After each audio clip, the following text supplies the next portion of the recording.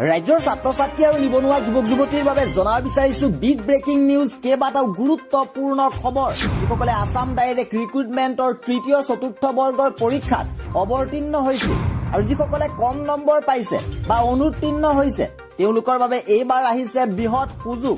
এইবাৰ নিযুক্তি প্ৰক্ৰিয়া সম্পৰ্কত মন্তব্য কৰিছে কেন্দ্ৰীয় মন্ত্ৰী সৰ্বানন্দ সোণোৱালে। এইবাৰ নিযুক্তিক লৈ বৃহৎ ঘোষণা কৰা হৈছে। আগন্তুক 12 মাহৰ ভিতৰত 10 লাখ নিবনুৱা যুৱক-যুৱতীক চাকৰি দিয়া হ'ব, চৰকাৰী চাকৰি দিয়া হ'ব, সম্পূৰ্ণ চৰকাৰী চাকৰি লাভ কৰিব। সবিশেষ আপোনালোকক জনাব বিচাৰিছো। আৰু অহা 12 মাহৰ ভিতৰত 10 লাখ যুৱক-যুৱতীক এনেধৰণে ভাৰত চৰকাৰৰ অধীনত নিযুক্তি প্ৰদান কৰা হ'ব আৰু গোটেই নিযুক্তি ব্যৱস্থাটো তেখেতৰ বাবেই আজি স্বচ্ছৰ নিকা হৈছে আৰু কম সময়ৰ ভিতৰতে এই প্ৰক্ৰিয়া সম্পূৰ্ণ হৈছে আৰু মানুহৰ মনত এটা নতুন উৎসাহ আনন্দৰ এটা জোৱাৰ সৃষ্টি হৈছে। সকলোৱে আত্মবিশ্বাসেৰে নিজৰ মান সন্মান স্বাভিমান